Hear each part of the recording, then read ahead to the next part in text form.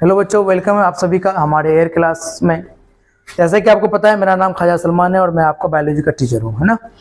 और मैं आज आपका जो इसी चैप्टर में आगे का प्रोसेस है, ये आपका बड़ी आंत, इसको पढ़ेंगे, है ना, कवर करेंगे। इससे पहले हम यकृत जाने, लीवर क्या है, लीवर के बारे में बहुत सारी चीज़ें मैंने एक्स्ट्रा भी बताया आपको, जो आपको जाननी चाहिए, क्योंकि बॉडी का पार्ट्स है, बॉडी का पार्ट्स को जानना सभी को जरूरी है कि नहीं। 10th के लेवल में जो था वो भी मैं बताया, और उसके अकॉर्डिंग उसके अलावा भी बहुत सारी चीज़ें थी जो मैंने आपको पढ़ाया। ठीक है, आई होप कि आपको समझ में आया होगा वो वाला पिछला वीडियो। आज हम बड़ी आंत के बारे में जानेंगे। बड़ी आंत में कुछ ज़्यादा प्रोसेस होता नहीं है कि नहीं, लेकिन हम इसको ये जानेंगे कि ये कितने भागों में बटा होता है, बड़ी आंत एक्चुअली में होता क्या है ना। और बड़ी आंत में एक्चुअली में क्या, किस चीज का क्या कहता है, पाचन के बाद किस चीज का एब्जॉर्प्शन होता है, उन सभी चीजों के बारे में हम आज जानेंगे, है कि नहीं। देखो, बड़ी आंत जिसको हम लार्ज इंटेस्टाइन बोलते हैं, क्या बोलते हैं, लार्ज इंटेस्टाइन, है ना, लार्ज इंटेस्टाइन। छोटी आंत आहारनाल के अगले भाग, यानी छोटी आंत जो है आहारनाल का भाग है, उसके अगले भाग जो होगा, छोटी आंत के बाद जो भोजन जहां पे जाता है वो बड़ी आंत है। यही कह रहा है कि अगले भाग को बड़ी आंत कहते हैं, जिसे हम लार्ज इंटेस्टाइन है, उसमें जाके खुलता है। छोटी आंत अगर ये है, इसलिए ये कहने का इसका ये मतलब है कि ये जो इसका जो द्वार है, ये यहाँ पर किससे, बड़ी आंत से जुड़ जाती है कि नहीं। यानी इसकी जो खुलती का यहाँ से स्टार्ट हुई और यहाँ से जाकर खुल गई, तो ये बड़ी आंत में चली गई, यही कहने का इसका मतलब है। ठीक है, खुलती है। बड़ी आंत दो भागों में बटा होता है। कितने भागों में, दो भागों में, जिसको एक को कॉलोन बोलते हैं, ये कॉलोन है, मिसप्रिंट है, कॉलोन है, तथा मलाशय या रेक्टम है ना। आपको पता ही है ये क्या है, रेक्टम है कि नहीं। ये दो है, एक कॉलोन है, एक क्या है, इसको बोलते हैं कॉलोन और इसको बोलते हैं रेक्टम। क्या बोलते हैं भाई, इसको बोलते हैं रेक्टम, है ना, इसको बोलते हैं रेक्टम। यानी बड़ी आंत दो भागों में बटा है, एक कोलोन में और एक किसमें, रेक्टम में। रेक्टम को हम मलाशय भी बोल सकते हैं, है कि नहीं, जहां पर मल जमा रहता है कि नहीं, मलाशय। ठीक है, कहलाता है। छोटी आंत तथा बड़ी आंत के जोड़ पर एक छोटी नली होती है, जिसे सिकम कहते हैं। सिकम देखो क्या है, ये छोटी आंत था और बड़ी आंत, इन दोनों के बीच में एक नली है ना, और इसी नली को हम क्या कहते हैं, सिकम कहते हैं। क्या कहते हैं, सिकम कहते हैं, है ना। छोटी आंत और बड़ी आंत के बीच में एक नली है, जिसे हम क्या कहेंगे भाई, सिकम कहेंगे। क्या कहेंगे, सिकम कहेंगे, याद रखना है कि नहीं।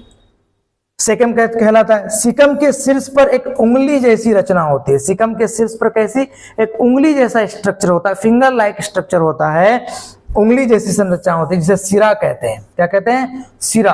क्या कह रहे हैं उसको, सिरा। यानी आपको पता है कि छोटी आंत और बड़ी आंत दोनों के बीच में एक नली होती है, उस नली को हम सिकम कहते हैं, और उस सिकम में एक उंगली नुमा फिंगर लाइक स्ट्रक्चर होता है। ऐसा फिंगर लाइक स्ट्रक्चर होगा जिसे हम क्या कहेंगे, जिसे हम सिरा कहेंगे। क्या कहेंगे, सिरा। सिरा, जिसका सिरा बंद होता है, यह रचना अपेंडिक्स कहलाती है। क्या कहलाती है, अपेंडिक्स कहलाती है। क्या कहलाती है, अपेंडिक्स। यानी जो सिकम था, उस सिकम में जो उंगली नुमा स्ट्रक्चर है, उसका जो सिरा होता है बंद होता है, उसका सिरा क्या होता है, बंद होता है, और उसे ही हम क्या कहते हैं, तो उसे ही हम कहते हैं अपेंडिक्स। क्या कहते हैं, उसे अपेंडिक्स कहते हैं। याद रखना है आपको सबसे पहले कि छोटी आंत और बड़ी आंत, इन दोनों, छोटी आंत और बड़ी आंत के बीच में एक नली होती है। वो नली कैसा होता है, उंगली नुमा होता है, और जिसका सिरा बंद होता है, उंगली नुमा होता है ऐसे, और ये जो सिरा है ये बंद होगा। कैसा होगा, ये बंद होगा। ये आपको देखना है ऐसे, ये छोटी आंत है, ठीक है, और यहां से एक निकलेगा जिसके बड़ी आंत होगा, है ना, और इसमें एक उंगली नुमा स्ट्रक्चर पाया जाएगा। ये उंगली नुमा का सिरा क्या होगा, बंद होगा, और इसी को हम बोलते हैं अपेंडिक्स। क्या बोलते हैं, अपेंडिक्स बोलते हैं। क्या बोलते हैं, अपेंडिक्स बोलते हैं, है ना, सिकम में। यह रचना अपेंडिक्स कहलाता है। मनुष्य के आहारनाल में अपेंडिक्स का कोई कार्य नहीं होता है, इसलिए तुम देखोगे कि मनुष्य के आहारनाल में, यानी भोजन जिस जिस प्रोसेस से गया वो सब आहारनाल का भाग है, पार्ट्स है। लेकिन ये जो आपका देखे आप, बड़ी आंत और छोटी आंत के बीच में एक उंगली नुमा स्ट्रक्चर, जिसे हम क्या कहें, अपेंडिक्स, कहे, इस अपेंडिक्स का कोई भी काम आहार नाल के लिए, आहार नाल में बॉडी का कोई काम नहीं होता है। इसलिए तुम देखोगे जब किसी को अपेंडिक्स बोलता है ना, अपेंडिक्स फट गया, अपेंडिक्स बढ़ गया, है ना, तो इसको काट के निकाल दिया जाता है, क्योंकि ये बॉडी को कोई हार्म नहीं पहुंचाता और न ही कोई फायदा पहुंचाता है। और ये जब ज्यादा हो जाता है, इसमें कुछ ज्यादा रस बढ़ जाता है, तो ये हार्म पहुंचाना लगता है, दर्द होने लगता है, जिसकी वजह से इसे काट के निकाल दिया जाता है कि नहीं। तो अपेंडिक्स कहलाता है और इसका बॉडी में कोई कार्य क्या है, अपेंडिक्स का कोई कार्य नहीं होता है, याद रखना है। और आपको यहाँ पर क्या है, हमने बोला सिकम के शीर्ष पर उंगली जैसी स्ट्रक्चर होती है और जिसका सिरा बंद होता है और उसे क्या कहते हैं, अपेंडिक्स कहते हैं, याद रखना है आपको। ठीक है, आगे बढ़ते हैं। आगे बढ़ेंगे तो देखो, अपेंडिक्स एक अवशेषी अंग है। कैसा है, अवशेषी अंग है। अवशेषी मतलब किसी चीज को अवशोषण करना, एब्जॉर्बेशन करना, है ना, उसी को बोलते हैं अवशोषण। अवशोषी अंग है जिसको वेस्टिगल वे ऑर्गन बोलते हैं। इसको क्या बोलते हैं, वेस्टिगल ऑर्गन बोलते हैं, यानी अवशोषी अंग है कि नहीं। अपचा भोजन इलियम में, कोलोन में से होते हुए रेक्टम में पहुंच जाता है। अब जो भोजन अपचा है भाई, वो अपचा भोजन क्या करेगा, है ना, बड़ी हाथ से होते हुए एब्जॉर्बेशन जब हो जाएगा इसका, वाटर का, मिनरल्स का, खनिज का, पानी का, तो ये रेक्टम जो है, जहाँ पर मलाशय है, जहाँ पर मल है रहता है जमा, वहां पर चला जाएगा, रेक्टम में पहुंचता है। बड़ी आंत के इन भागों में अपने अपचे भोजन को अतिरिक्त जल भी अवशोषित हो जाता है।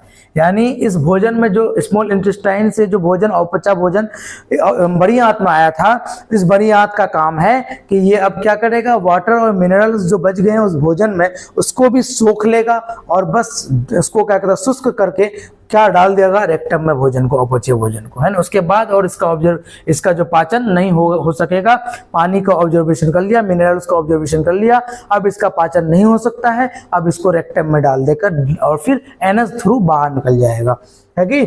अंत में अपचा भोजन मल के रूप में अस्थायी तौर पर रेक्टम में संचित रहता है, जहां से समय समय पर मलद्वार के रास्ते शरीर से बाहर निकाला जाता है ना। तो आपको समझ में आई पूरी बात है। कहानी जो थी आपके भोजन खाने से लेकर पचने तक और बाहर निकलने तक, एक कहानी आपको समझ में आई होगी। सबसे पहले हम इस कहानी को स्टार्ट किए थे मुख गुहा से।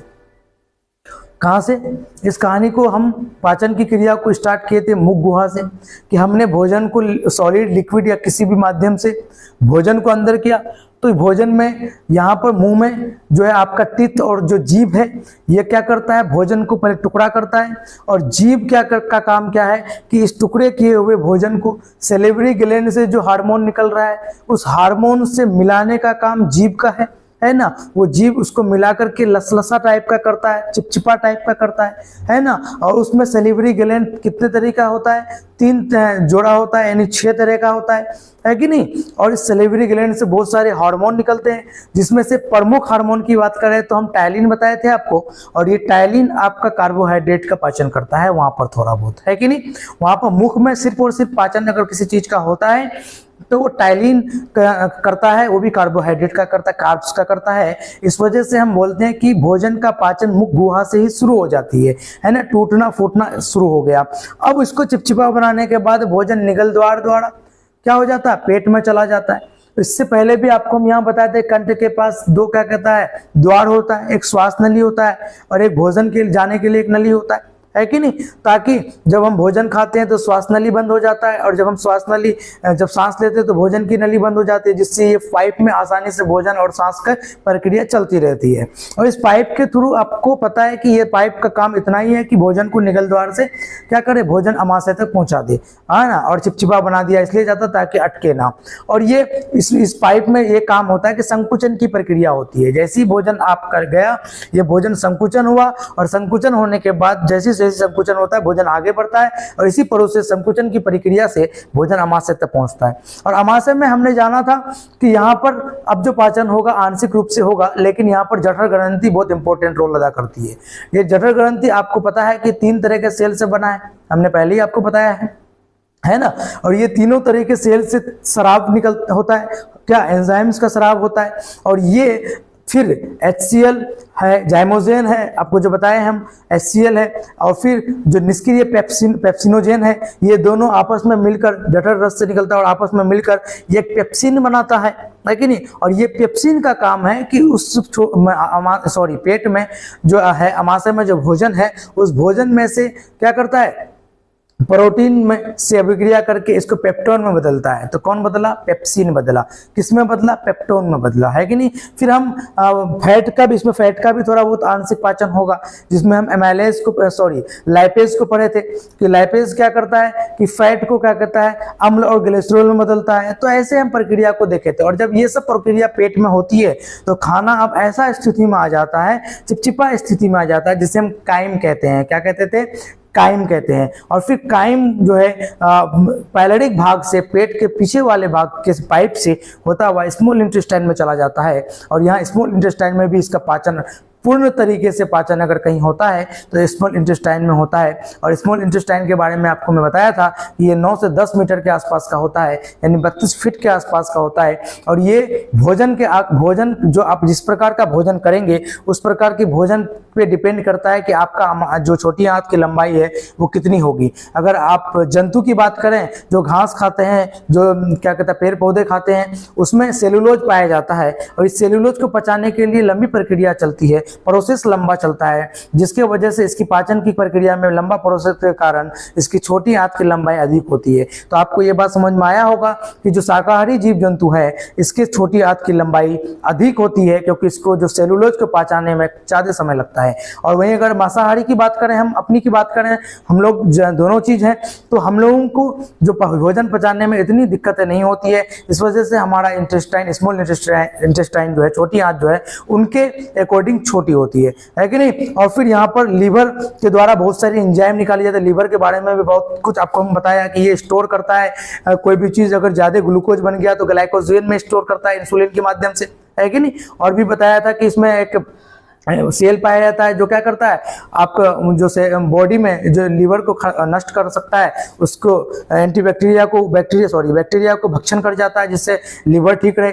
उससे पित्तरस निकलता है, और पित्तरस क्या करता है कि आपका जो ग्रहणी में जो क्या कहता है भोजन आपका जो छोटी अमाशय से जो गया है उसमें अम्लीयता ज्यादा ना हो जाए, उसको बेसिक स्ट्रक्चर प्रदान करने के लिए, अम्लीयता को खत्म करने के लिए ये सारा काम वो करता है कि नहीं। तो बहुत सारी चीजें यकृत के बारे में मैंने आपको बताया प्रीवियस वीडियो में, आप वहां से देख लें। और फिर भोजन एंड में बड़ी आंत में आती है, और बड़ी आंत में आने के बाद यहाँ पर क्या होता है, बड़ी आंत 2 भागों में बटा होता है, आपको पता है, एक कॉलोन होता है और एक रेक्टम होता है। रेक्टम वो है जहाँ पर अपचा भोजन पूर्ण तरीके से नहीं पचने के बाद वहां पर जमा होता है। और फिर इसी रेक्टम के बाद, और फिर आपको अपेंडिक्स के बारे में भी मैंने अभी बताया कि अपेंडिक्स, छोटी आंत और बड़ी आंत के बीच में एक नली होती है जो उंगली टाइप का फिंगर लाइक स्ट्रक्चर होता है, जो जिसका सिरा बंद होता है, और इसे अपेंडिक्स कहते हैं। और इस अपेंडिक्स का कोई आपके बॉडी में कोई मुख्य काम होता नहीं है। और एंड में भोजन का अवशोषण होकर वाटर और मिनरल्स का जो है अवशोषित करके ये रेक्टम में डाल दिया जाता है कि लो भाई अब भोजन नहीं पच सकता, अब तुम इस रेक्टम में जमा कर दिया, और रेक्टम को कह दिया कि अब तुम इसे